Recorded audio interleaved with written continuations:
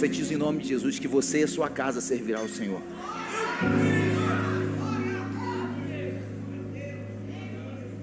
Vou repetir para alguns.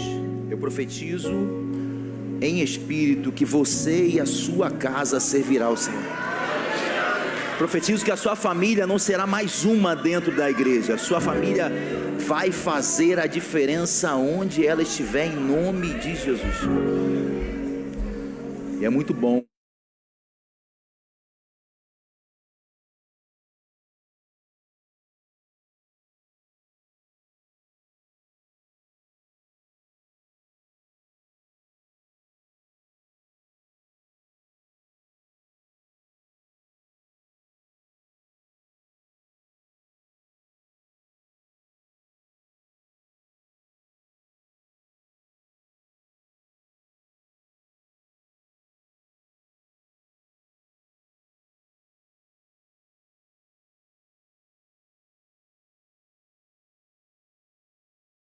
Fiquem ligados comigo, eu vou ficar pedindo alguns versículos aqui, tá bom?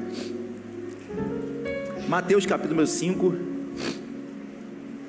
Se quiser pode descansar, pode ficar tranquilo, tá? Se quiser sair, pode ficar sem fundo musical, não tem problema não, mas fica à vontade, tá? Mateus capítulo de número 5. Vamos ler apenas um versículo, só apenas o versículo 13, é um versículo super conhecido, todos os irmãos conhecem esse versículo. Isso aqui não é uma profecia, isso aqui é uma declaração de Jesus a nosso respeito. Você conhece, então você pode ler na sua Bíblia, máximo de luz por favor, para os irmãos lerem na própria Bíblia, ou ler aqui conosco. Vamos lá, 1, 2, 3, voz.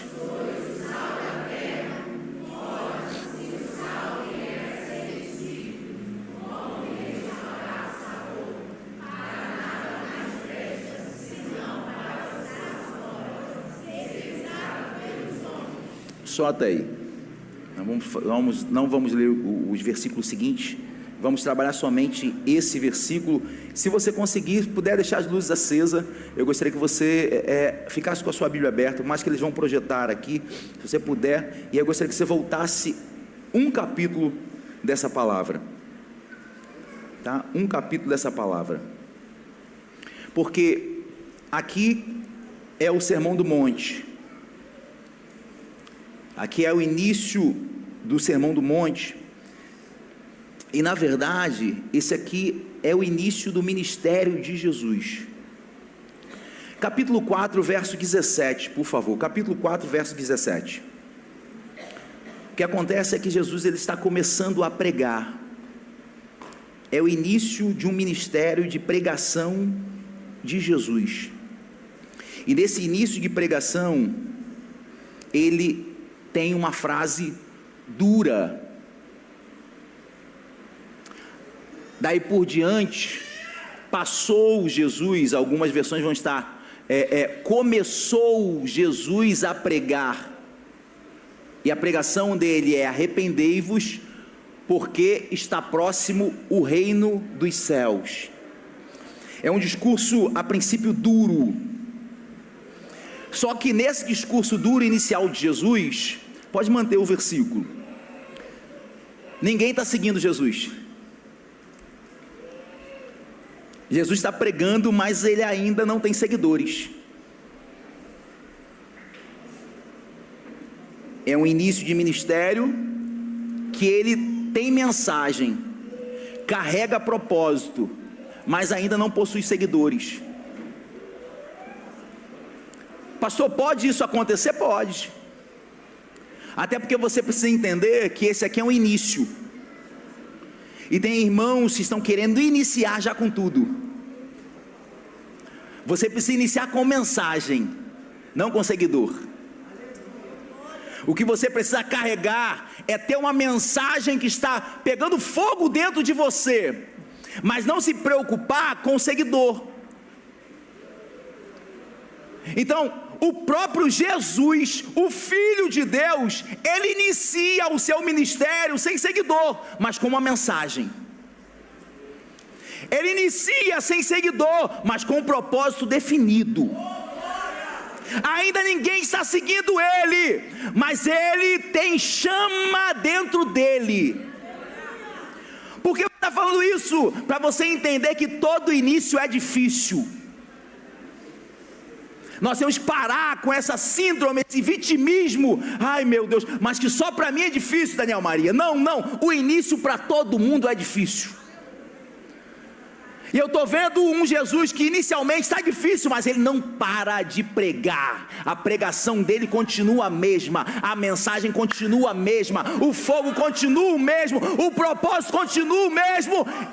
Arrependei-vos, porque está próximo o reino dos céus. Aí talvez alguém vai dizer assim: não, mas ele não tem seguidor porque discurso de profeta é duro. Já ouviu isso falar?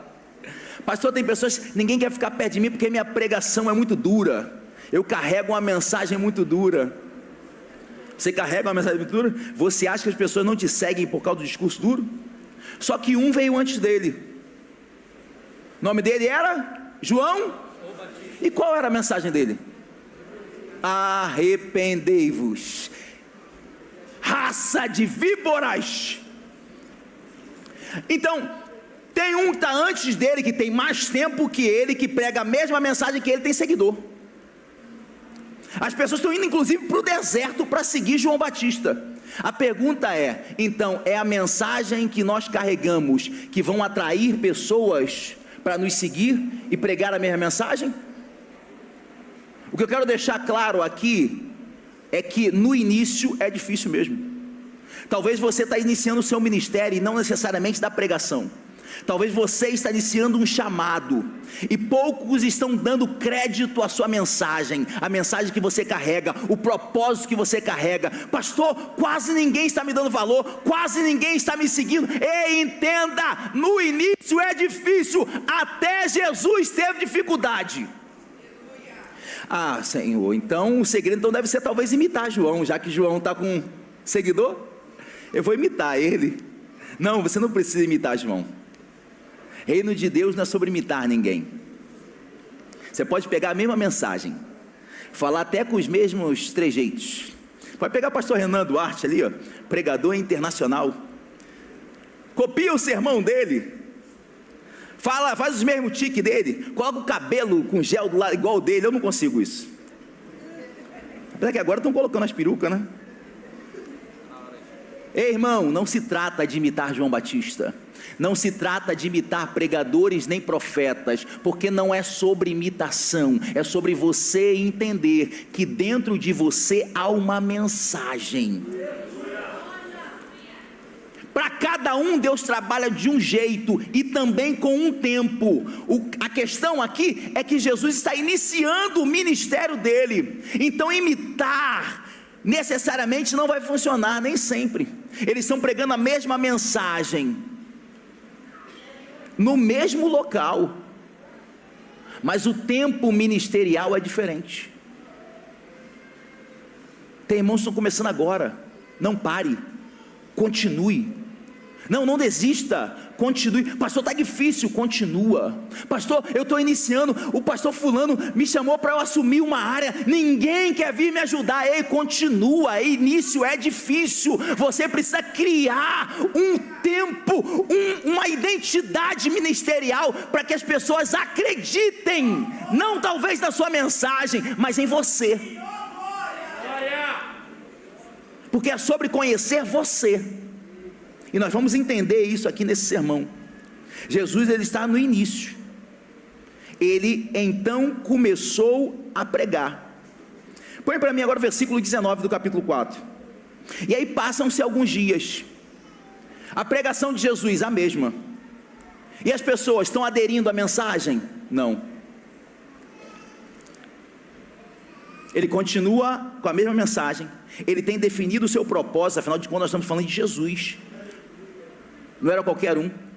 Ele tinha um propósito muito bem definido.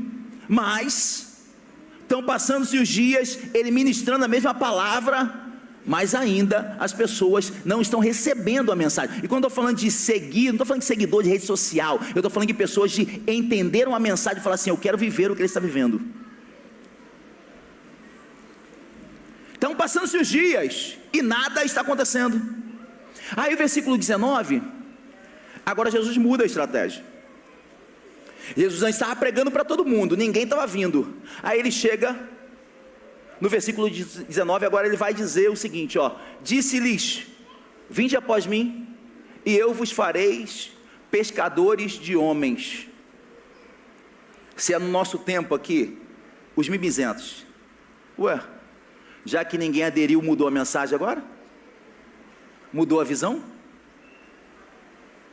Que mudou. Antes era arrependei-vos, já que ninguém, a igreja não está enchendo, vamos mudar? Estou falando de mimizentos. Jesus agora muda o foco. Eu estou pregando, as pessoas não estão aderindo, então eu vou comissionar. Eu vou ser direto, eu vou para algumas pessoas específicas e vou falar: vinde após mim. Ei, me segue. Vem.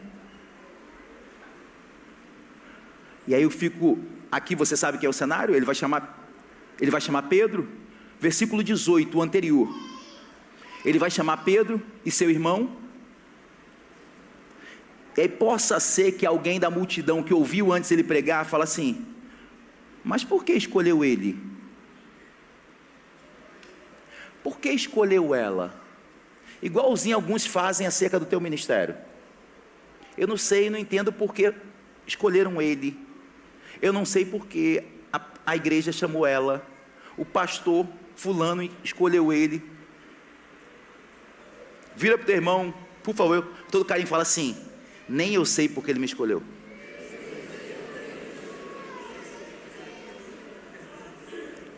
Fala para ele, aí, continua falando com ele assim, ó: mas independente de não saber, eles vão ter que me engolir, porque ele me escolheu.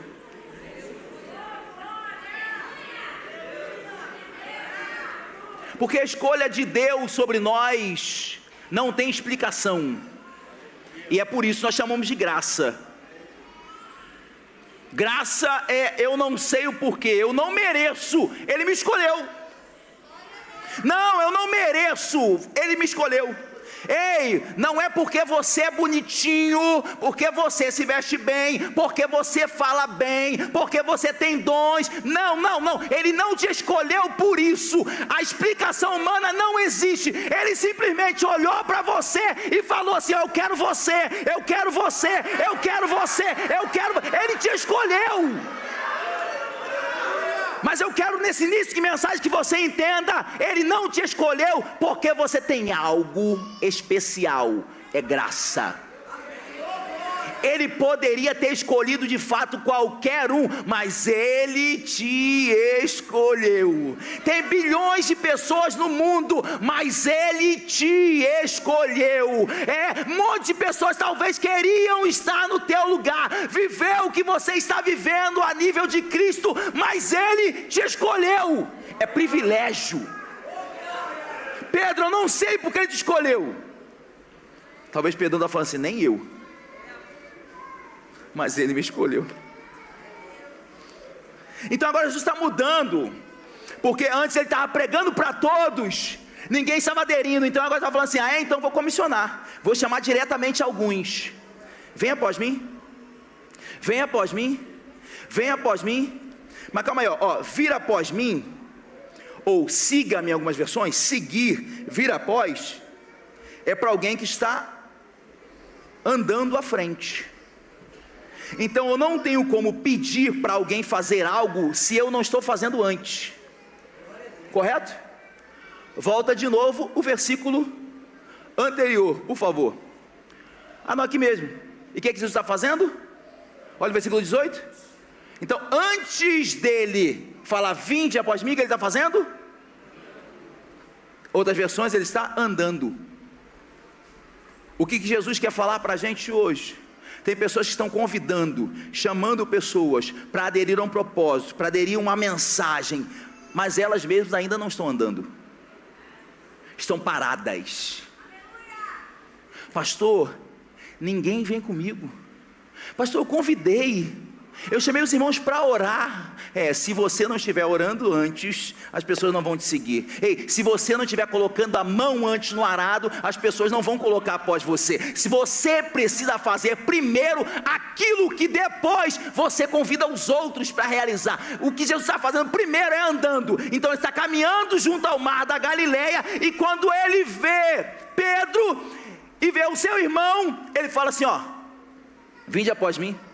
Vai vir após mim, porque eu já estou andando. Agora só estou chamando para vocês darem continuidade juntamente comigo.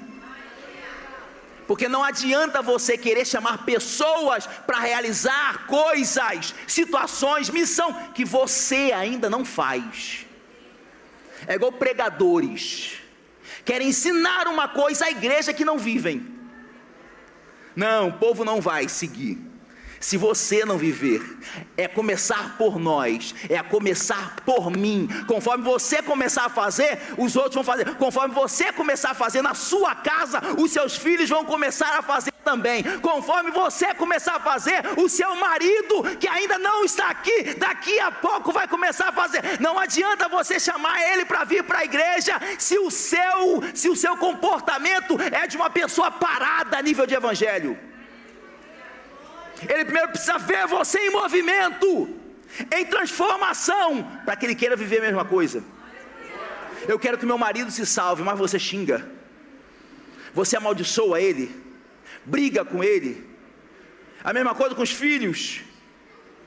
Uma mulher ranzinza, um marido chato, sem presença em casa, um homem duro, rude. Você quer que os seus filhos sigam a Jesus só porque você está falando: venha comigo para a igreja? Anda primeiro, caminha primeiro, mostra a transformação primeiro, em movimento. Aí você fala: vem. E como que eu vou? Só me olha para mim que você sabe como andar, só me segue, só vem após mim.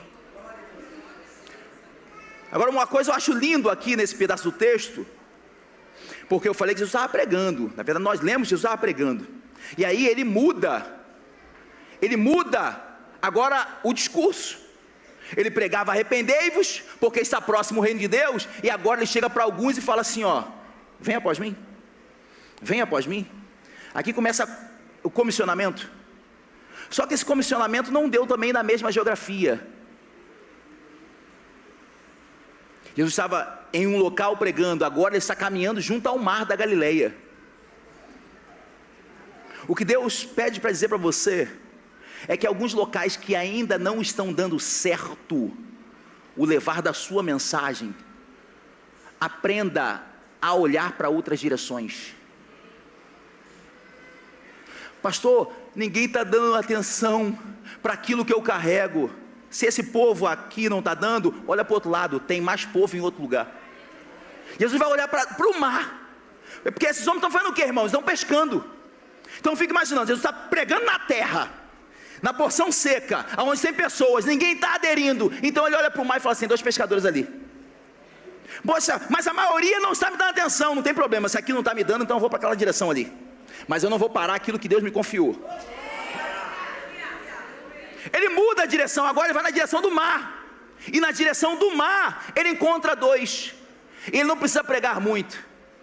Ele só fala: vinde após mim, que a partir de hoje farei de vocês pescadores de homens. Você já conhece o texto. A Bíblia vai dizer que os homens imediatamente largam a rede e passam a seguir a Jesus. Ei, para com esse negócio dentro da igreja.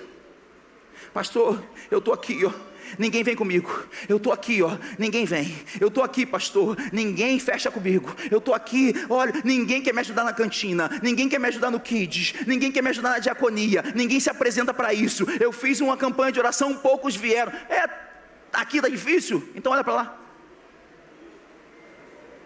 Tem povo aqui, irmãos. Tem muito povo. A questão é: você está chamando a todos ou você insiste no mesmo povo? Uma coisa que eu fico doido é: pastor, está faltando voluntário. Está faltando voluntário? Olha isso aqui, está faltando voluntário. Ei, não está dando certo com um, vai para cima de outro, vai para o outro lado. O problema é que nós queremos os talentosos. Nós insistimos nos centros das cidades, naqueles que possuem mais talento, onde todo mundo vê. Passa a olhar para o mar, um grupo que ninguém está dando valor. Chegou agora, olha para eles. Mas eles não estão parados não, tá? Pode ninguém estar dando valor, mas eles estão com a rede na mão. Eles não param de lançar a rede ao mar. São pessoas que estão trabalhando. Se o bambambam espiritual não está vindo contigo, a bambambam espiritual da casa não está vindo contigo, olha para aqueles que estão lavando rede, lançando rede, ainda que não tenham valor hoje, mas amanhã podem se tornar grandes discípulos e grandes pregadores do Evangelho. Só depende de você. Jesus, ele muda, mas ele faz isso andando e olhando para uma direção diferente. Versículo 23.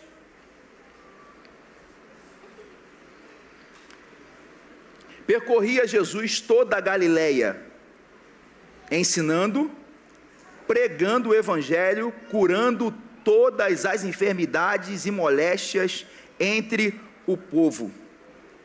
Mas calma aí, nós lemos no versículo 17 que a visão inicial era: arrependei-vos porque está próximo o reino de Deus. Ué, agora que começa a crescer, porque agora está vendo discípulo, né? Agora que o ministério começa a crescer, perdeu a visão? Porque o discurso mudou, não mudou? Antes ele só pregava, já começa por aí, ele só pregava. Não, porque no início da igreja, nós dávamos valor à pregação, e a visão era a mesma. Aí agora, tem discípulo, Paulinho, está chegando os discípulos, então a igreja está crescendo. Aí a igreja está crescendo, aí alguns falam assim: ué, perdeu a essência. Antes a palavra era primazia, agora mudou. Olha para ele. Antes ele só pregava, agora o que ele faz? Ensina, prega e cura. Não, irmãos, não mudou, a pregação continua. Só alguns que não perceberam que com o crescimento, o Pai também agrega outras coisas no ministério. Antes ele só pregava, agora ele também já está ensinando. Olha o nível aumentando, ele está ensinando e também ele está curando. Não, a essência não mudou. Mas a mensagem mudou. Mudou, porque para cada nível existe uma mensagem diferente. O propósito sempre será o mesmo, mas o nível, conforme Deus te levanta, a mensagem também ela é elevada. Pastor, eu quero que você fale isso na Bíblia, está aqui. Próximo versículo, por favor.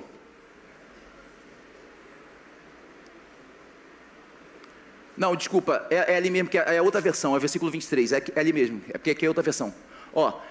Então, ele pregava que era chegado o reino, estava próximo o reino dos céus. Agora ele pregando o evangelho do reino. Quero te mostrar que quando o nível aumenta, a mensagem também é elevada no nível. Antes ele pregava que estava próximo, e agora? O evangelho do reino. O que é evangelho? A palavra evangelho significa boas novas, boas notícias. Então, no primeiro discurso, quando estava começando o ministério de Jesus, ele falava assim: está próximo, mas agora que o ministério cresceu, já está alavancando, o nível aumentou, ele já tem boas notícias do evangelho, já tem boas notícias do reino. Antes estava próximo, agora ele já está em vigor, inclusive já tem boas notícias. Nível aumenta, a mensagem aumenta. Agora, a grande pergunta é: ele mudou a visão dele, de chamado? Ele é o mesmo. Eu só preciso ter maturidade para entender que conforme Deus me avança, a mensagem, não o propósito, ele vai ser modificado, isso é natural. Talvez alguém olhe para você e fala assim: mudou, está metido, depois que foi ordenada, depois que recebeu alguma liderança, depois que passou a botar o colete, Mudou. Já não é mais a mesma pessoa. E é sempre assim. Sabe o que move essas falas? Inveja. O invejoso sempre olha e fala assim: mudou. Não, você não mudou. Na verdade, você mudou mesmo. É quando essa pessoa fala assim, eu mudei mesmo. Não, eu não mudei a minha essência, eu mudei a mensagem. Ué, mudou a mensagem? É, porque Jesus me levou para outro nível. Antes eu só pregava, agora eu ensino, prego e curo, porque foi Jesus que me levou para um novo momento, uma nova estação, um novo tempo. E tempo também modifica a nossa mensagem. Eu não vou nem entrar no Evangelho, na Bíblia. Você fala as mesmas coisas que você falava quando tinha 10 anos de idade? Então a sua fala mudou. Por que a sua fala mudou? Porque com o tempo você aprendeu novas coisas, novas experiências. A pergunta é: os valores que você aprendeu com os seus pais naquela época mudaram? Aí que está o problema. Os seus valores foram invertidos, porque o tempo faz com que também a nossa mensagem mude. Eu lembro quando comecei a pregar, eu era duro em palavras, criticava todo mundo, falava até algumas besteiras no altar. Já se passaram alguns anos e eu olho e falo: meu Deus, quanta besteira que eu falei, Jesus. O Renan mudou? Sim, mudou. Meus princípios mudaram? Não, eu continuo o mesmo. Só que conforme o tempo passa, você adquire experiências, e as experiências mudam também a sua forma de falar, o seu discurso, a mensagem que você carrega. Mas agora a sua essência, ela precisa permanecer. Então entenda que para cada nível, Deus te entrega uma mensagem diferente, sim. Para cada tempo, Deus te entrega uma mensagem diferente, sim. Versículo 24.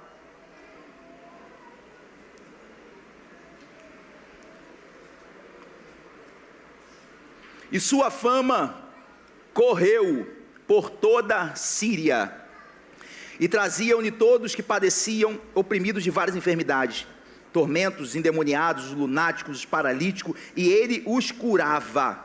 Versículo 25: e seguia-o uma grande multidão da Galileia, de Decápolis, de Jerusalém, de Judeia e além do Jordão.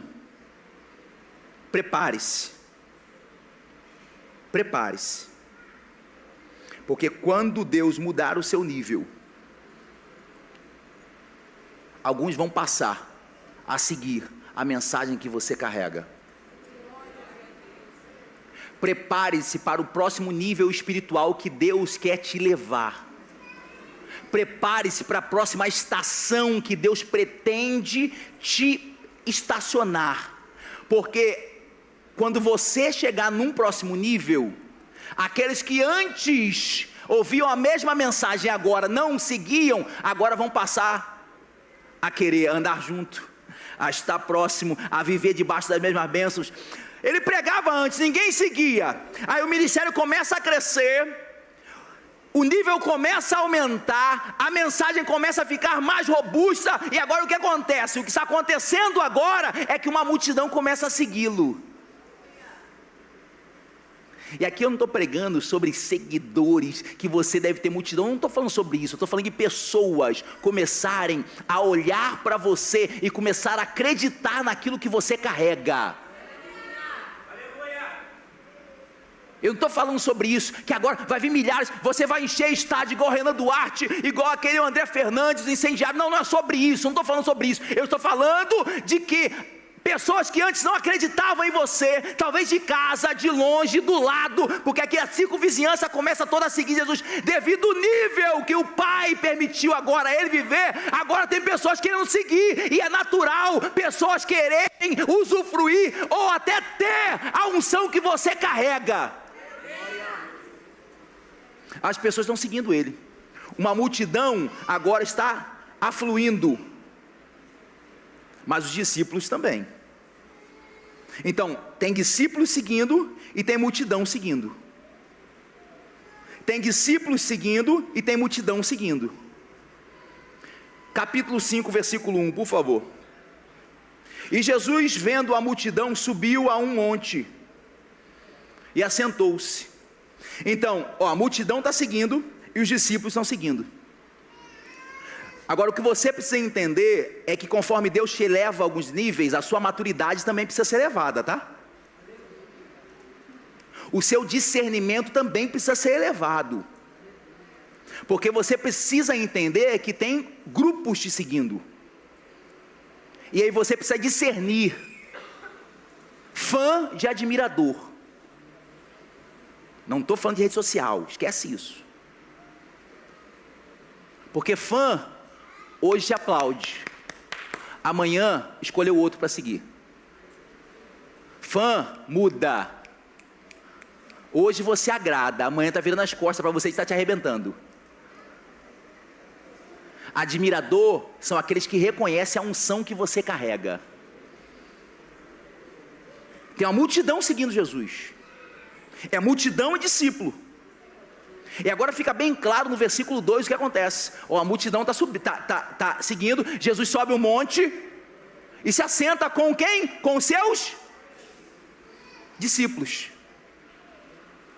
Outras versões vão dizer que os seus discípulos sentaram à sua frente. O que vai diferenciar pessoas que simplesmente agora passam a te seguir, de pessoas que verdadeiramente querem caminhar ao teu lado, são aqueles que se aproximam com um propósito. Porque você, aí é o que eu estou falando de maturidade para entender. Por que a multidão está seguindo Jesus? Nós vimos no capítulo 4. Porque o nível aumentou e agora ele passou a curar.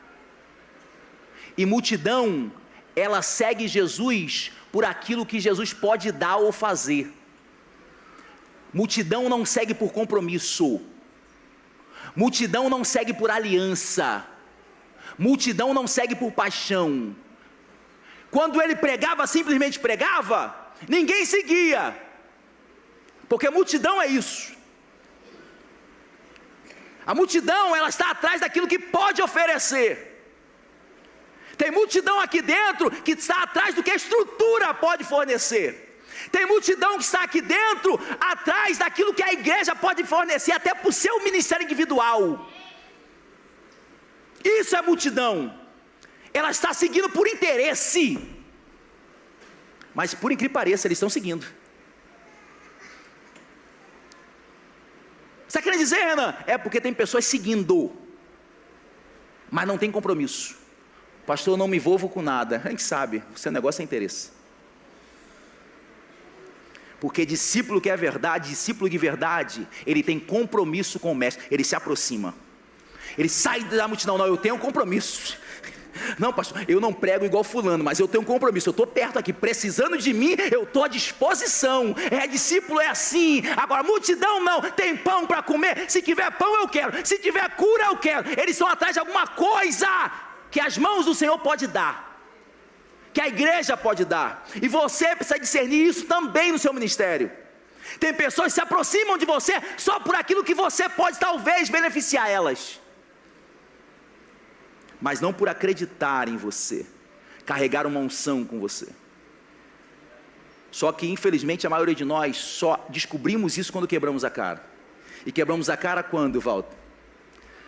Quando estamos passando dias ruins, dias maus. Quando você é levado para a cruz, ó, todo mundo. Eu fui tentando imaginar alguém falando assim: mas você não era cego, ele não te curou? Estou fora, já me curou.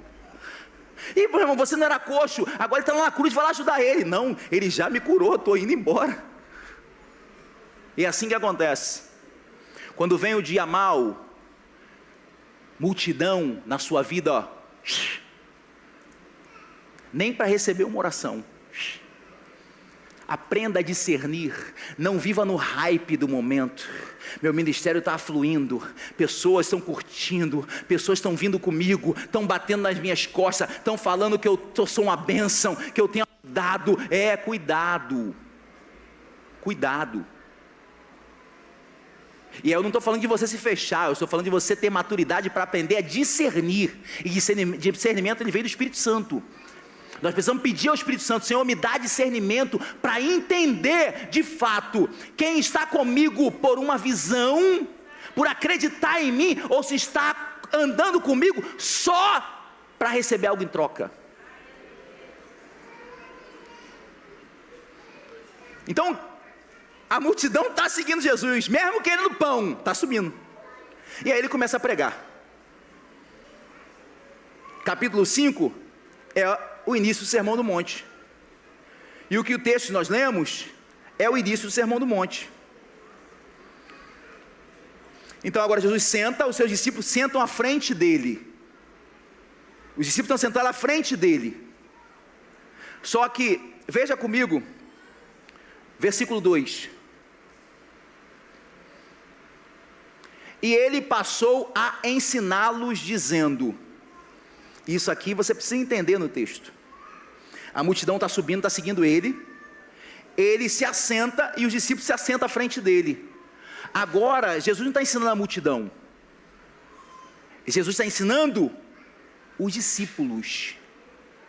Pastor, não está dizendo exatamente isso no texto. Isso é tranquilo de você entender. O próprio versículo que nós lemos. O que ele diz? Vocês são o sal da terra. Ele está dizendo isso para a multidão?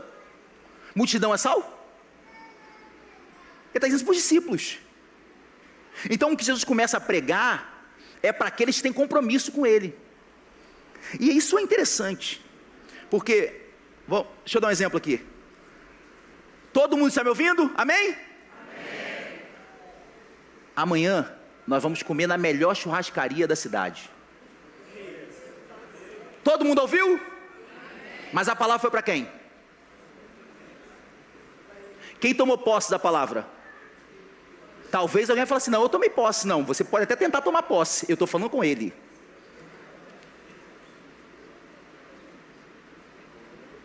Você consegue entender que você estar no ambiente profético e ouvir uma mensagem não significa que a mensagem está sendo direcionada para você?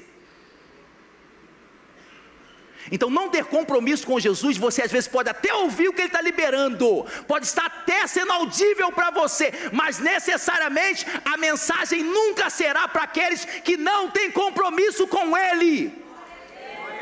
O que Jesus está falando é ensinando para os discípulos. Olha, Jesus diz assim, vocês podem até ouvir. Isso não quer dizer que quem não está ouvindo também não possa tomar posse, não. Porque quem quisesse também poderia sair lá de trás e vir para frente. É liberado. A questão é, toma posse quem se posiciona, quem se compromete. Aí já não é só um espectador, só um ouvinte, aí passa a ser um participante. Então Jesus começa a ensinar para os seus discípulos. E aí lembre-se, Jesus está no início do seu ministério. Não esqueça disso, é o início do seu ministério. E é o início do ministério dos discípulos. E normalmente quando alguém te chama, você fica, normalmente, não sei você, acontece comigo, você fica curioso para saber qual é o propósito da conversa. Não é assim? E é engraçado que às vezes eu falo com alguns irmãos aqui assim, irmão, preciso conversar contigo. A pessoa, aí vai para outro assim, não tem coragem de falar comigo. Sabe o que ele quer falar comigo?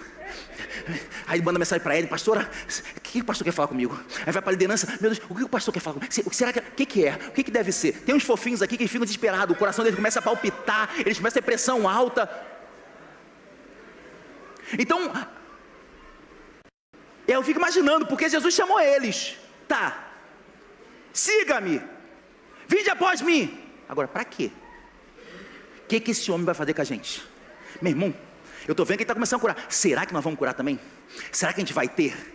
Será que esse reino também é para a gente vai tomar posse? Eu fico tentando imaginar a cabeça deles, desesperado, porque Jesus ainda não começou a ensinar, a mostrar para eles o que Jesus quer deles. E é difícil nós ficarmos, nosso corpo fica desesperado, porque a maioria de nós, Jesus chama, mas às vezes Ele não fala diretamente o que Ele quer de nós. Ele fala: eu quero você. Aí você: Senhor, o que tu quer? O que eu preciso fazer? Mas Ele primeiro só mandou você seguir. Então siga. Enquanto Ele não falou nada, só continua seguindo. Se Ele parou, você para e se assenta à frente dEle, se aproxima dEle e espera, porque quanto mais próximo você tiver dele, um momento ele vai te entregar a missão. Então eles se aproximam de Jesus. Eu fico imaginando: e aí, o que vai ser da gente? O que a gente vai conseguir? O que a gente vai ter? Ele chamou a gente agora para quê, meu irmão? Se esse de fato é o Messias, estou só conjecturando, meu irmão, a gente vai reinar com ele. Será que você vai ser ministro? Você. Aí Jesus começa o ensinamento.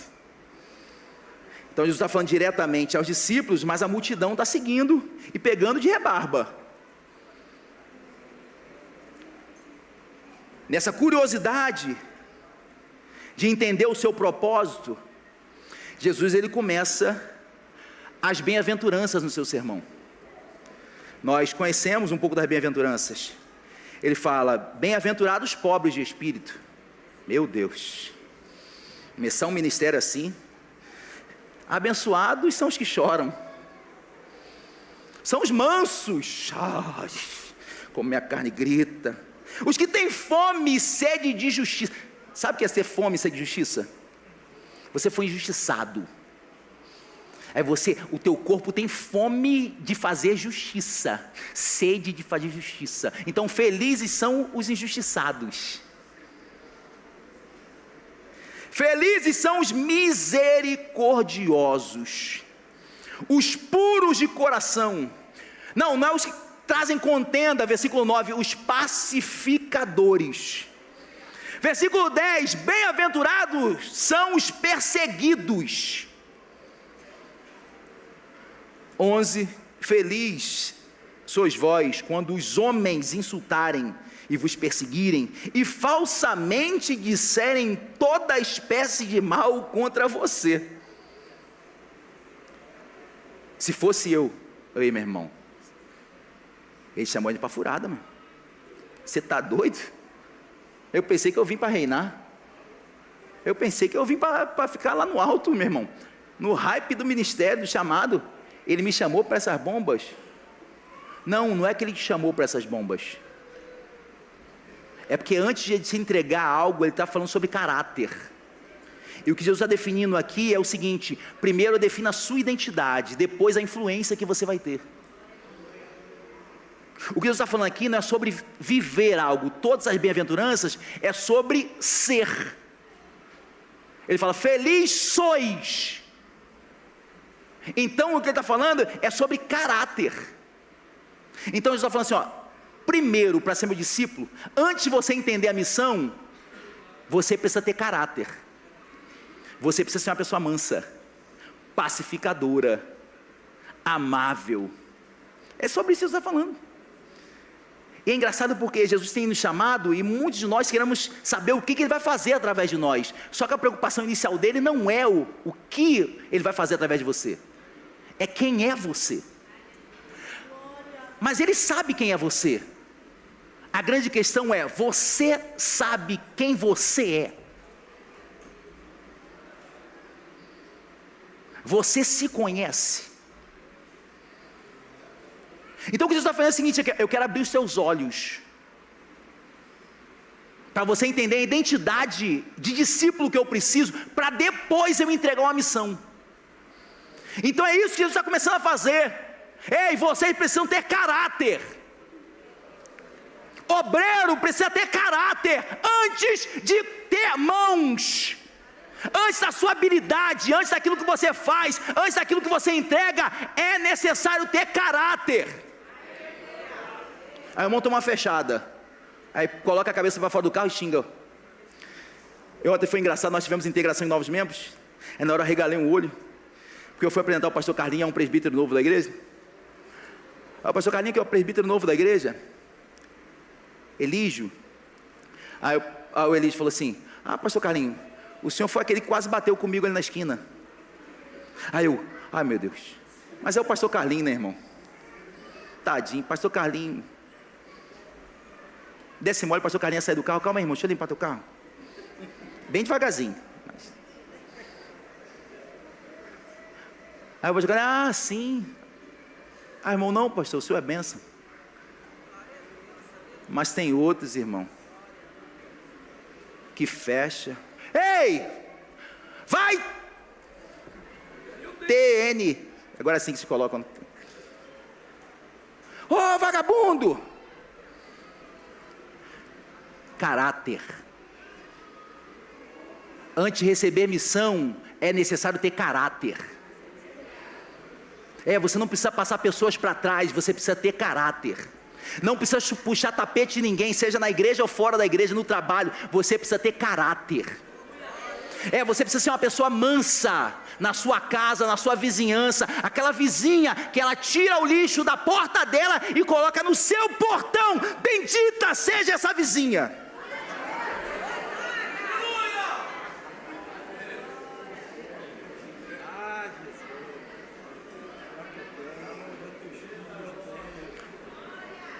É você entender que a Enel te cobra R$1.000 de luz, e quem mora do teu lado fica com o ar-condicionado 24 horas e não paga R$1, e ainda ri da tua cara. Aí você treme a sua carne e você fala: Jesus, tem misericórdia. É você saber que na bomba do combustível você vai pagar R$6 de gasolina, mas tem um irmãozinho ali que ele traz um galão para você de 5 litros, mas ele cobra um pouquinho mais barato, mas você se esqueceu que ele rouba a empresa dele para te vender. Jesus está falando: ei, antes de você viver o que eu tenho para te dar, você precisa ter caráter. E caráter não é comprovado no altar. Caráter é comprovado no dia a dia. Eu comecei a falar que Jesus não tinha seguidor, mas sabe por que Jesus não tinha seguidor? Porque não era sobre a mensagem que ele carregava, é porque na verdade as pessoas não o conheciam. Depois que passaram a conhecê-lo, passaram a seguir, porque pessoas não vão seguir a tua mensagem, eles vão seguir quem você é. Então, primeiro, discípulo, é necessário ter caráter. As pessoas precisam olhar para a gente e falar: é homem e mulher de Deus. Ah, pastor, mas estão falando mal de fulano. O que acontece? Você não lembra do texto aqui que foi falado? A última bem-aventurança: felizes são aqueles que receberem injúria, calúnia. Aí é outra coisa, são pessoas que estão inventando coisas ao teu respeito.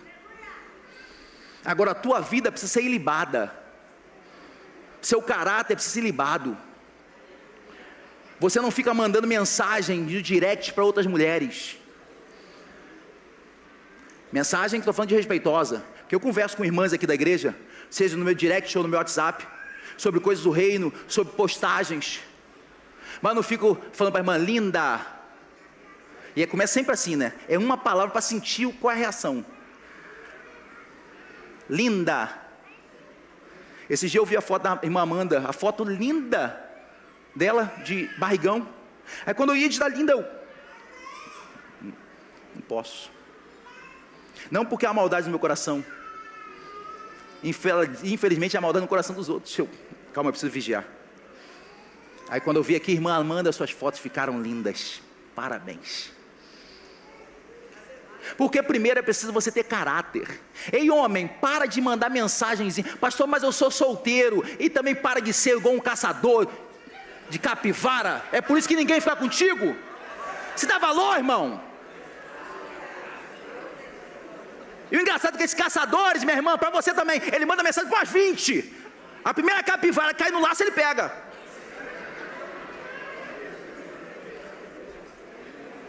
É assim ou não assim? Já fui caçador um dia, irmão.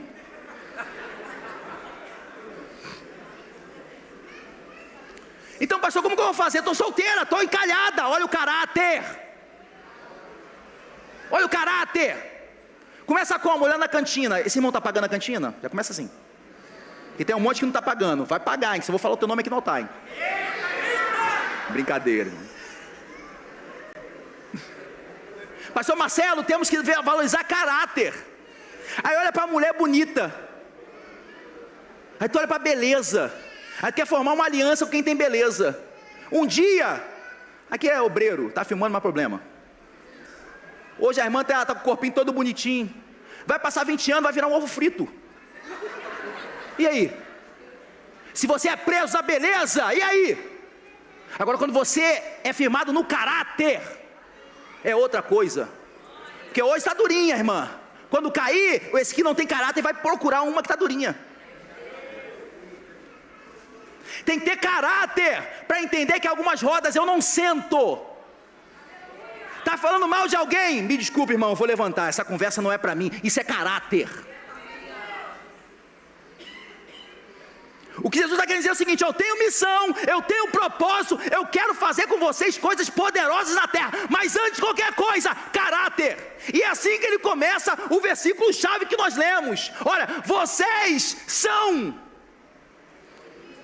porque é sobre ser. Mas eu nunca quis. Mas ele perguntou para você que você queria ou não? Ele falou: você é.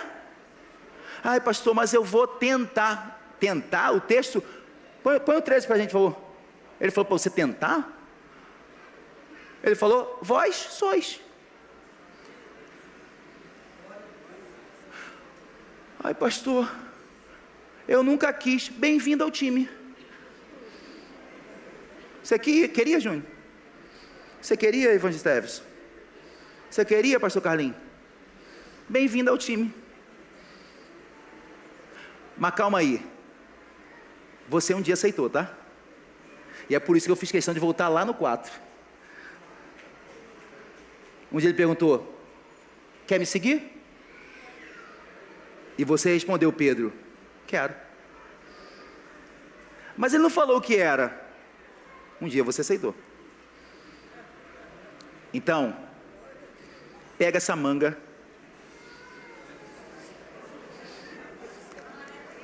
e volta cheio de cabelinho no dente.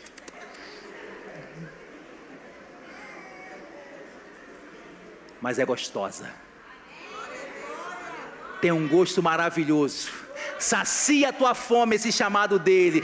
Te alimenta, faz sentido para a tua vida. Vai ter algumas coisinhas que vai te incomodar durante você estiver mastigando esse chamado. Vai ter alguns cabelinhos dessa manga que vão ficar agarrados no seu dente. Mas com o tempo você tira, você passa um fio dental. Escova esse dente, por favor, também em nome de Jesus. Mas é gostoso, te alimenta, vai ser bênção para a sua vida. Ei, não é sobre você tentar, você é. Não é sobre você querer, você é. O que? Sal da terra. Sal da terra. Essa analogia é poderosa, e aqui eu vou caminhar para eu encerrar. Jesus está fazendo analogia por algo que para esses irmãos daquela época era muito comum. E você precisa ter em tua mente que o sal daquela época é totalmente diferente do nosso sal de hoje. Hoje é um sal refinado, e é um refinado quimicamente. O sal daquela época era totalmente diferente. O sal daquela época, ele era principalmente extraído, principalmente daquela região ali, do Mar Morto. E o nome já diz, foi tirado do Mar Morto. Se é morto, tem vida. Se tem vida, alguém quer morar do lado? Você já viu alguma cidade ser edificada em local que não tem vida? Você tem visto tragédias acontecendo esses dias? Muita chuva. Você observou que a maioria delas são cidades edificadas à beira de um rio. Você vai para o interior de Minas Gerais, a maioria das cidades são edificadas aonde um rio, que flui bastante coisa, corre. Por quê? Porque o rio leva consigo vida. Aonde você planta, vai nascer. A terra é fértil. E o Mar Morto? Devido ao grande índice de sal, nada dá, nada se cria, não dá peixe, nas beiras, nada nasce. Só que o sal, a analogia que Jesus está falando assim, ó: ei, eu sei de onde você saiu, eu sei o lugar de morte que eu te tirei. Lá nada nasceria pela sua natureza normal, não iria prosperar. Eu sei quem você é e sei da onde te tirei, da onde eu extraí. E o que é o sal quimicamente? Aqui tem uma irmã que é química. Ali, levanta a mão para a gente sim. O sal é a junção de dois elementos, que acaba se chamando hipocloreto de sódio. Então é o cloro e o sódio. Então são dois elementos que criam um. Dois elementos que separadamente eles não funcionam. O equilíbrio e o poder que o sal se transforma é na junção de dois elementos que isoladamente não têm inicialmente propósito nenhum. Um é explosivo e o outro é tóxico. Mas com a junção dos dois elementos, cria algo que é poderoso, o sal. E que, por incrível que pareça, a maioria de nós esquecemos até de comprar. E só lembramos na hora da comida. A gente não esquece de comer. Mas se acabou o sal na hora da comida, meu irmão, todo mundo fica desesperado. A mulher começa a te ligar: acabou o sal, você não comprou sal. O sal normalmente fica lá no final do mercado. Observou isso? Mas o equilíbrio desse elemento poderoso é feito da junção de dois outros elementos que isoladamente não dariam nada. O que você quer aplicar para mim é que você sozinho só seria tóxico, explosivo. É necessário você se juntar com algo maior, para que haja de fato um propósito na sua vida. Você sozinho ninguém queria ter, ninguém queria absorver. A sua vida só faz sentido quando você se junta com outro elemento. O sal é extraído do Mar Morto, e quando ele é extraído do Mar Morto, é extraído outros elementos juntos. Como eu falei, o sal não é o sal como nós comemos hoje, refinado. Então, na extração do sal no Mar Morto, vinha outras impurezas juntas. Vinha calcário, vinha outros pedaços de rocha, vinha algumas algas. Então, é necessário fazer o refinamento do sal, a limpeza, para que venha encontrar a melhor pureza possível do sal. Como que é feita essa limpeza? Através de um processo. Então, Jesus está te tirando de um ambiente de morte, onde não tem vida. Ele fala: não é só porque eu tirei que eu vou te usar agora, porque eu te tirei, mas ainda você carrega consigo algumas impurezas, e precisam ser limpas. Eu preciso tirar algumas impurezas que existem em você, para depois você ser utilizado. Lembra que ele está falando isso para os discípulos, está falando para a gente. Então primeiro em você eu passo peneira, que na peneira eu começo a tirar as impurezas maiores. Depois eu te lavo por completo. E por último eu te separo. Porque você não pode ficar mais no mesmo ambiente das impurezas. Aí está o sal. Esse sal, ele não estraga, desde que não seja colocado em ambientes ou em condições adversas. Por si só, a propriedade do sal puro, ela não estraga. Pega-se o sal. Tá, mas o sal serve para quê? Utilidades tem um monte, não vai dar tempo de eu falar de todas elas. E talvez você vai conhecer muito mais do que eu. Mas eu lembro de uma, quando eu era criança, minha mãe fazia comigo.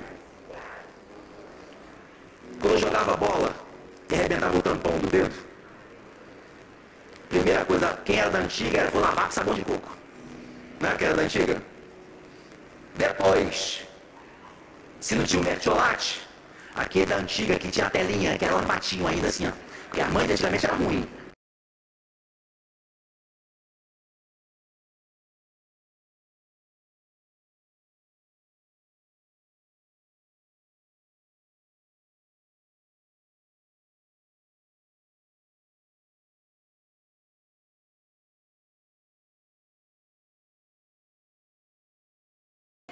O que o sal faz? O sal, ele acelera o fechamento da ferida.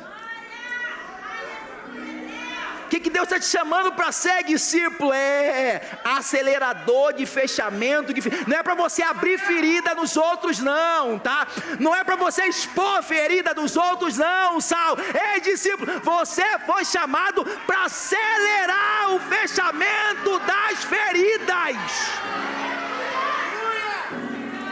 Mas eu falei que eu lembro daquela época, Evangelho Guilherme, quando ela passava sal, meu irmão, eu pulava igual pipoca, igual mertiolate. Porque o sal doía. Ele dói quando ele pega na ferida. Já foi numa praia, entrou com algum corte recente na água. Ai! É o sal, quando é colocado na ferida, dói. Dói. Mas também, essa dor vale a pena, sabe por quê? Porque tem dores que o Senhor está permitindo para não espalhar infecção. Dói um pouquinho sim, mas vai impedir que coisas piores venham se proliferar dentro do seu corpo, dentro da sua vida. Saul tinha a questão medicinal, um dos mais conhecidos, nós sabemos, o Saul, ele mantinha a natureza de alguns alimentos, evitava a putrefação, o apodrecimento. A maioria aqui, ou quase todos aqui, tem geladeira em casa. Mas quem é da antiga, muito antiga mesmo, como o pastor Carlinhos e a pastora Cida, ou quem é do interior, ainda, a carne, depois que mata um porco, pastor Carlinhos, o que eles fazem? Eles salgam a carne. Por que eles salgam a carne? Para conservar. Jesus está falando assim, ó, vocês são, querendo ou não, o remédio para que a podridão nessa multidão que está ouvindo a gente venha avançar. Vocês que eu estou chamando mais para perto é que são um remédio para que o fedor não avance. São vocês que estão conservando o alimento para que eles comam. São vocês. A corrupção não pode avançar. Por quê? Porque existe sal na terra. Vocês são sal da terra. É que eu encerro. Fica de pé comigo, por favor. E se o sal for insípido, para que ele serve? A não ser pisado pelos homens. Então o que Jesus está querendo dizer agora? Um outro valor do sal? Sabor. Então aqui Jesus não está falando de conservação, Jesus não está falando de medicina, Jesus está sendo específico. Ele está querendo falar sobre sabor. Não é que seja a principal função do sal. O que Jesus está querendo trazer na analogia é sobre sabor. Todos aqui são discípulos. Todos que estão aqui são discípulos. A maioria esmagadora que eu estou aqui eu conheço. A maioria são membros da igreja. Pouquíssimos rostos aqui eu não estou vendo. Então todos são discípulos. Todos nós temos a missão de dar sabor. E aí, vocês discípulos, tem alguns que estão agindo num prato. Vamos falar de um dos pratos que o brasileiro mais gosta: churrasco. Vai acabar aqui, todo mundo com fome, inclusive vai ter um almoço ali fora. Aí você vai para um churrasquinho, te chamam para comer um churrasco, lá na casa do pastor. Comer na casa do pastor, leva a carne, comer na casa do pastor, e a Coca-Cola, você leva. Aí o pastor Renan Duarte vai lá, não, eu sou churrasqueiro. Aí ele faz a carne, aí ele te serve. Esqueceu de botar sal. Quando você come, irmão, pode ser a picanha mais nobre que for, a carne mais cara, que eu não sei, eu não entendo de carne. Irmão Isaac conhece, bife ancho. Eu só como bola da paz, irmãos. Esse negócio assim. Pode ser a carne mais nobre, a mais cara que tem, a Argentina, no que for. Pode ser o melhor churrasqueiro. Aí o cara te serve a carne. Se ele não fez antes, ó, que negócio de salzinho, já viu? A carne não valeu de nada. Não é assim que acontece? E quando ele joga o salzinho, a pergunta é: alguém falou, meu Deus, que sal gostoso? A pessoa fala o quê? Diaconisa Michele, que carne maravilhosa. Que carne é essa? Ele não pergunta, é salita? Hã? É Cisney? Pastor Renan não pergunta isso. Ele pergunta, que carne foi essa que você nos serviu hoje? Você vai no restaurante, aquele prato gostoso, aí tu fala, chefe, que carne foi essa? O que você botou nesse prato maravilhoso? Porque na obra de Deus, você não é o protagonista. Lembra o que Jesus está falando para os discípulos? Ei, vocês não são protagonistas do reino. Vai ser servido um prato principal. e vocês não são aqueles que vão receber destaque. Vou falar para vocês, talvez nem vão perguntar o que você fez. E é engraçado, porque quando tudo está funcionando bem, de fato nem notam. Mas Jesus não está tirando o valor deles. Ele só está dizendo assim, para de buscar um protagonismo que não é seu.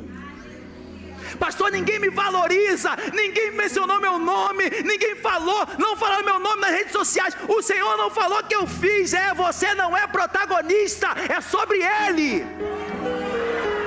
E é sobre Ele mesmo, porque Ele está falando assim, vocês são o sal.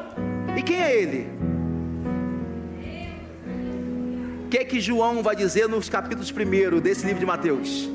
João vai ver Ele e vai falar assim, eis o Cordeiro.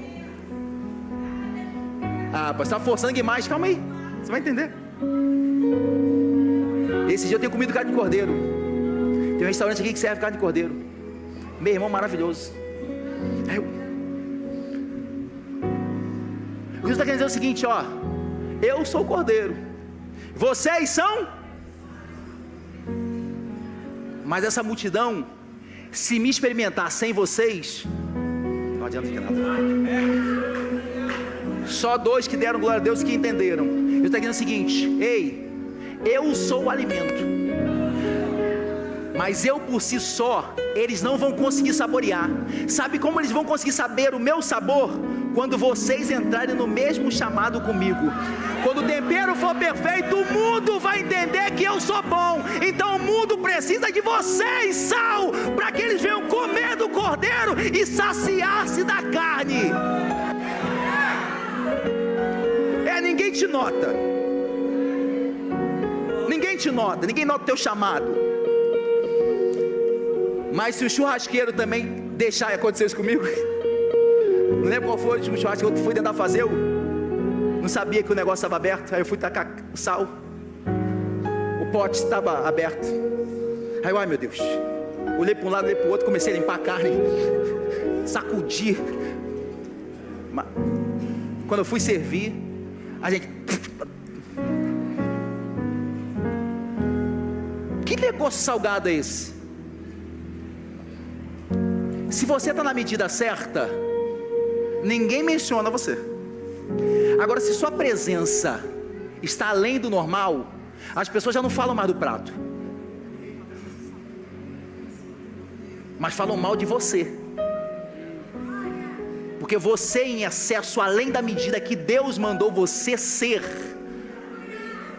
acaba atrapalhando o paladar dos outros.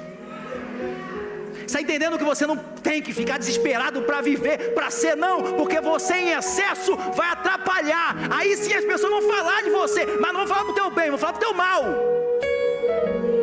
Então, pastor, você está dizendo para mim que eu não tenho valor nenhum. Não, você tem valor, porque se não colocarem você, quando você sai, quando você vai embora, quando você deixa de orar, quando você deixa de fazer, não tem como falar, meu Deus, como nós sentimos falta de fulano, como ter a presença de fulano era bom.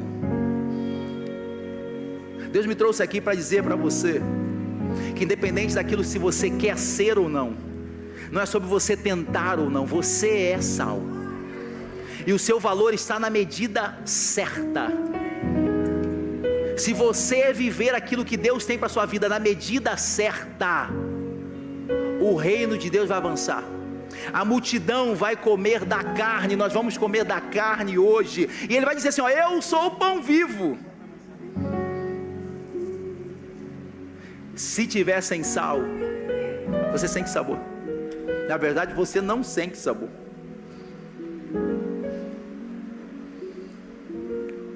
Você não é mais importante que o pão, mas a sua vida, ela traz o sabor necessário para o pão. Entenda isso, não é que você ele continua sendo pão. Sem você ele continua sendo pão. Sem você, ainda que os outros não queiram comer, ele alimenta. Mesmo sem você, ele vai ser alimento, porque a essência dele alimenta. A grande questão é que através de você, ele vai querer repetir. Então ele não vai só experimentar. Eu quero mais um pedacinho, pastor. Tá no tempero certinho. Tem como servir também a minha família? Tem como eu levar para casa um pouquinho? Você traz o equilíbrio necessário para que outros também queiram se alimentar. Jesus mandou trazer essa mensagem para dizer: você não deve ser um espectador dessa igreja.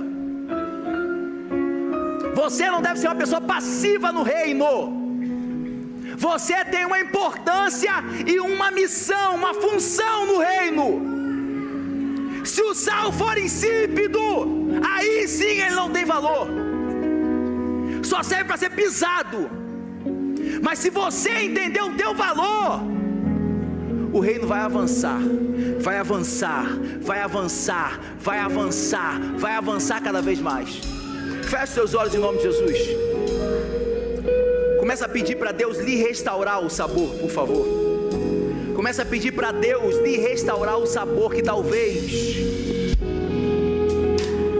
a essência que você tem perdido. Pede para Jesus tirar as impurezas que tem atrapalhado a validade real daquilo que você é, daquilo que você tem.